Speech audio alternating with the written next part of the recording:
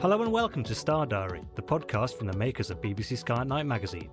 You can subscribe to the digital edition of the magazine by visiting iTunes, Google Play or Apple News, or to the print edition by visiting skyatnightmagazine.com. Greetings, listeners, and welcome to Star Diary, a weekly guide to the best things to see in the Northern Hemisphere's night sky. As we are based here in the UK, all times are in GMT. In this episode, we'll be covering the coming week from the 10th to the 16th of February. I'm features editor Ezzy Pearson, and I'm joined this week by astronomy writer Mary McIntyre. Hello, Mary. Hi, Ezzy. So, what do we have to look forward to in this week's night sky? We have another great week for planet spotting. We've got an asteroid reaching opposition. We have a full snow moon, some lunar steps, and we can capture the scintillating colours of Sirius. We're also patiently waiting for the blaze star to blaze. The blaze star to blaze. Well, I look forward to hearing about that, but I think first we'll probably start off with the planets. Yeah, we're going to start with the planets because they are dominating the sky at the moment. We do have this amazing planetary parade taking place with all of the planets apart from Mercury visible when it gets dark after sunset. So Saturn is currently Mag plus 0.8. It lies in Aquarius, so it's now getting very low in the west after sunset. So make sure that you try to observe that. It's setting now at 7:25 p.m. So really, we don't have long before we're going to lose it into the twilight. But it is still very much visible, so do go out and try to have a look at that. Venus is unmissable at Mag minus 4.5 and Neptune is near to it at Mag plus 7.9. So you will definitely need binoculars or a telescope for Neptune. Both of those planets lie in Pisces. They are 9 degrees apart from each other, with Neptune 9 degrees below Venus. So Neptune is setting at around 8:25 and Venus is setting around 9:20. On Monday, the 10th of February, you will be able to see Venus has a 30% crescent phase, and it's got a diameter of around about 36 arc seconds. So as we go through this month, the crescent is getting slimmer, but the overall size of Venus is getting larger, which means it's going to get brighter. It's not the other way around. You would think that a full phase of Venus would be the brightest, but when it's full, it's further away by quite some distance. Because if you can see it full, that means it's sort of behind the sun. Not entirely behind the sun, but it's in that bit of its orbit. Whereas when it's in the crescent, that means it's on our side of the orbit, so it's closer. Yeah, it's a lot closer, which means it's incredibly bright. And that atmosphere reflects a lot of the sunlight, so it is really beautiful. And with binoculars and a telescope, you can easily see that phase as well. And it'll be just so beautiful. I never get tired of looking at it. And between Taurus and Aries, we have Uranus, which is currently at Mag plus 5.7. That is setting around about 1:40 a.m. So there's quite a lot of time to have a look for that after dark. Also in Taurus is Jupiter, which is Mag minus 2.4. So that's kind of unmissable over in that part of the sky. And you can observe Jupiter right through to 3:15 a.m. Because it's so high in the sky when it gets dark, it means it's a really good position for imaging it, because when the planets are very low, you get affected by all the atmospheric disturbance more so than when they're higher, because you're looking through less atmosphere essentially. So it's a really good time to have a look and see if you can see surface features. On Monday, the 10th of February, between 8 p.m. and 10 past 10 p.m, Io is actually transiting Jupiter, and that is followed by the Io shadow transit. And the shadow transit will be easier to see than Io itself. To see the Io itself, you will need a pretty large telescope, but the shadow, not so much. I've imaged a couple of those. So between 9:15 and 11:25 p.m, you will see the shadow of Io transiting Jupiter. Mars is also very bright. It's visible all night long at Mag minus 1.1. That is in Gemini and it doesn't set until 6:30 a.m. Again, it's very high at the moment when it culminates, which means it's a great opportunity for observing and imaging it. And with a decent sized telescope, you can actually see some of the surface features on Mars, which is easier when it's nearer to us as it is at the moment. Its angular diameter, like Venus, changes quite a lot. So we're heading to that point where it's the best for Mars at the moment. So plenty of chance to look for that. So Mercury is still too close to the sun to be observable this week because last week it reached superior solar conjunction. It is an absolutely fantastic time for the planets. I know we've been banging on about them for week after week, but it is because they are so good at the moment. I'm really looking forward to seeing all of the pictures that come out of this time. Sky at Night magazine is quite involved with the Astronomy Photographer of the Year Awards, which is around about now, actually, I think, is open for entries. I'll put a link in the notes below about how you can go and enter. So if you are interested, if you've taken a really good picture, please do go and look at that link and enter, because you never know, you could win. You could, and you may have your picture in the calendar that gets sent out with the magazine at the end of the year. I love getting that calendar. It's always in our living room, and it's amazing. And there are some really awesome photographs and some really creative photographs that you don't necessarily need to have high-end equipment to win a category in that competition. It's about creativity as well. There's even a newcomers prize. So if you've just got started in photography within, I think it's the last year and a half, then there's a special category just for you. So you stand an even better chance of winning. Absolutely. And you've got to be in it to win it. So yeah, don't think my stuff's not good enough. Just enter. It's good fun. And we have an asteroid that comes to opposition on Wednesday, the 12th of February. That is 29 Amphitrite comes to opposition on Wednesday, the 12th of February. So that is actually visible all night long. It's a really large S-type asteroid, average diameter 204 kilometers. And it's moving through the sickle of Leo. And that sickle will really help you as a pointer to locate the asteroid and see it moving through the sickle over the next couple of weeks. So it's currently at plus 9.2, so that is quite faint, so you will need big binoculars or a telescope to see it, but always interesting to monitor the movement of the minor planets and asteroids. Moving on to the moon, we are going from a waxing gibbous through to a waning gibbous this week. On Monday, the 10th of February at 5 p.m. is a really good time to look for Rena Gamma. I remember talking about this a bit last year as well, but it's a really fun thing to observe. It's a lunar swirl, and it's a bright region that's kind of like got magnetic anomaly. They don't really fully understand how they form, but normally when you see an area on the moon that's very bright, it normally means that it's kind of sticking up off the surface and therefore catching sunlight. If you look at this at the right phase, you will see that the crater Rena, which is alongside, has lovely crater shadows, and all of the other high points of the moon around the area all have shadows because that's where the terminator's nearby. But Rena Gamma doesn't cast any shadows. It's completely flush to the surface, even though it's brighter. So it's quite an unusual one. It's one of the bigger and more well-mapped lunar swirls. But there are others, and we don't really fully understand how they form, but it is always interesting to have a look at that region and just see that it doesn't cast shadows when you're kind of expecting that it's going to. It really is a beautiful thing to see. It kind of reminds me of, you get those yogurts which have like the chocolate swirls in it and you mix it in. It looks like that, but in grayscale. And so last week I was talking about how you forget how much relief there is on the moon. This one's really weird for the opposite reason, because it's completely flat, but it looks like it shouldn't be. Again, there's lots of really beautiful things to see on the moon. I know a lot of deep sky astronomers constantly curse it, but just take advantage of it when it's there, because it's a wonderful, wonderful thing.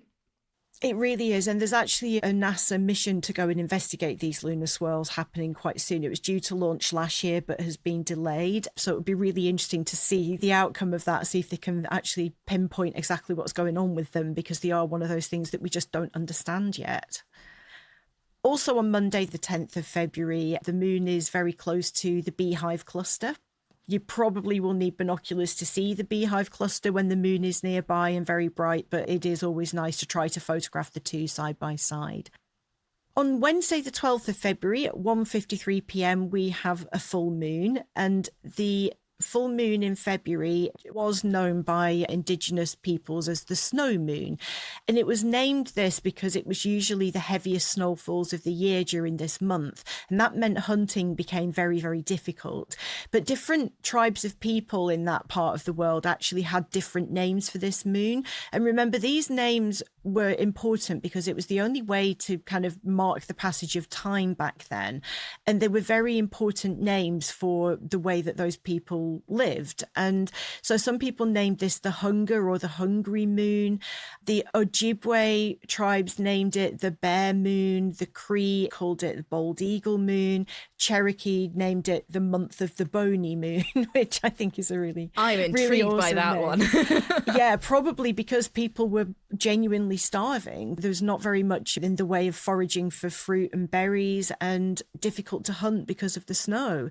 So I know people get funny about the names of the full moons because the press always do like to ham it up, but I think it's an important part of astronomy history. I'm not mad at the names at all. I quite like them. It's people's calendar for centuries. Before we invented calendars, people were using the moon. Exactly. We still use constellation names, don't we? So also on Wednesday, the moon is going to lie very close to Regulus. And if you keep looking in the early hours of the morning of the 13th of February, Regulus is going to be just over 1 degree away from the moon. So again, you'll probably need binoculars to see Regulus because the glare of the moon is going to overpower it. But it's always fun to see a star that close to the moon. On Friday, the 14th of February at 4 a.m, it's an early start or a late night, whichever one you prefer, but there's another clair-obscur effect called the Zeno Steps. And this is where the landscape just on the outside of the crater Zeno actually resembles a set of steps going up the eastern edge of the crater. So this is a 65-kilometer diameter crater, which is on the northeastern edge of the terminator at that time. So that's one I've not photographed yet, and I really want to because it genuinely does look like a flight of steps going up the side of the crater. So that's a really fun one and definitely worth the 4 a.m. alarm call to go and have a look at. A fun project for you that doesn't require high-end equipment is to try to capture the colours of Sirius as it scintillates. Because Sirius is very low in our skies from the UK, it tends to twinkle very aggressively. It's also a very bright star, so we can really see that twinkling. Sorry, I love that term. It twinkles aggressively. It does. It really does. If you take a camera and point it at that and just defocus it a little bit and just take a video, you will see the colours all scintillating, and very often multiple colours at once that are scintillating. You'll also get a different way of doing it is if you focus it, but take a picture of maybe a few seconds, but just tap your camera tripod and it will create a squiggle. And if you zoom in on the squiggle is constantly changing colour. It's amazing. I've done this quite a lot and I've tried to write letters with it and also it's like you can get really carried away doing these funny squiggles, but the changing colour, the colours are just incredible. It's hard to believe that the star is that many colours in such a short time. And so you can do this with really basic equipment and it really will give you some pretty spectacular coloured results. But if you then repeat that with Betelgeuse or Betelgeuse, you will get a completely different set of colours because that's a red giant star and all of the scintillating colours are much more in the red and brown family, whereas Sirius is just absolute rainbow of colours. It's like the Skittles of a rainbow of fruit flavours, except make it colourful star colours. It's just gorgeous. So it's a really fun thing to just do with basic equipment while the moon is blocking away the deep sky stuff. Just in case any of our listeners don't know why stars twinkle, it's because motion in Earth's atmosphere bends the light by a tiny, tiny amount. So it basically bends and diffracts the light, which changes its colour ever so slightly as it's coming in and makes it seem to flicker in the night sky or twinkle. So that's where that comes from. The atmosphere is really complex. There are lots of different convection cells of different temperatures and different densities. And because the star is quite small, it massively gets affected by those. And that's why it's changing so rapidly, because you're looking at it through quite a thick layer of that. And there are multiple cells all at once and different temperatures, different densities, as I said, and that will really accentuate that twinkling. And I'm glad it does because it looks really pretty. But never use that star to focus your camera if you're doing deep sky stuff. It's a nightmare. And finally, I'm going to mention again T Corona Borealis, also known as the Blaze Star. We are still patiently waiting for this to blaze. I know that people were thinking it may have happened around September, October last year. At the time of recording, this still hasn't happened.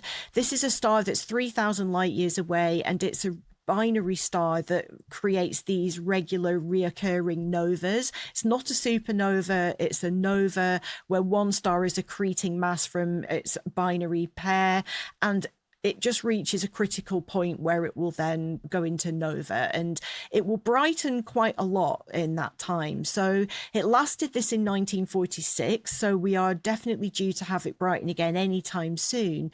When it does, it will go from mag plus 10 to mag plus 2, which might not sound a lot, but remember the magnitude scale is logarithmic, so that's actually an increase of 1,500 times brighter than it was before. It's why it's called the Blaze Star. So while mag plus 2 is not necessarily like the brightest star in the sky, the fact that it's changed from mag 10 to that is actually quite significant.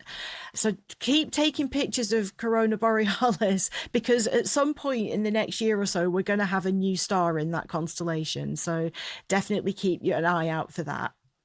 This is one of those situations where something not happening actually would be just as interesting. So the fact that it is maybe a bit behind schedule, or the fact that it maybe won't happen at all, it probably will. It's probably just being a bit sluggish. The universe doesn't run according to your schedule. But if it didn't happen, that is just as scientifically interesting, because it means something's changed, something's evolving. So there's a lot of people paying attention to this, because it's going to be really interesting to find out exactly what's going on with this star. Yeah, I remember Nova Delphini many years ago, and I just happened to have taken a picture of Delphinus the week before that nova occurred. So it was really great having the before and after. There was another nova in Cassiopeia that I actually didn't realise at the time because it hadn't been announced, but I got the progenitor star of another nova there. So just having the before picture with nothing happening is actually just as important as the picture with the new star. Otherwise, you've got nothing to compare it to. Exactly. Well, thank you very much for taking us through that week, Mary. If our listeners at home want to get even more stargazing highlights, do subscribe to the podcast, and we'll be back here next week. But to summarise this week again, there's plenty of planet action this week, with all of the planets except for Mercury visible after sunset. On Monday the 10th, there's a transit of Io, followed by an Io shadow transit on Jupiter. The moon lies close to the Beehive cluster, and it's a good night to observe Urania Gamma on the moon. On Wednesday the 12th, we have a full snow moon, and it lies close to the star Regulus. And asteroid 29 Amphitrite reaches opposition. On Friday the 14th of February, in the early morning, you'll be able to see the Zeno steps on the moon as well. And finally, if you can capture the scintillating colours of Sirius, and keep an eye out on Corona Borealis to catch the Blaze Star when it brightens. So lots of things to be keeping you busy this week. We'll be back next week, and from all of us here, goodbye. If you want to find out even more spectacular sights that will be gracing the night sky this month, be sure to pick up a copy of BBC Sky at Night magazine, where we have a 16-page pull-out sky guide with a full overview of everything worth looking up for throughout the whole month. Whether you like to look at the moon, the planets, or the deep sky, whether you use binoculars, telescopes, or neither, our Sky Guide has got you covered, with detailed star charts to help you track your way across the night sky. From all of us here at BBC Sky at Night magazine, goodbye. Thank you for listening to this episode of the Star Diary podcast from the makers of BBC Sky at Night magazine. For more of our podcasts, visit our website at skyatnightmagazine.com/podcasts, or head to Spotify, iTunes, or your favourite podcast player.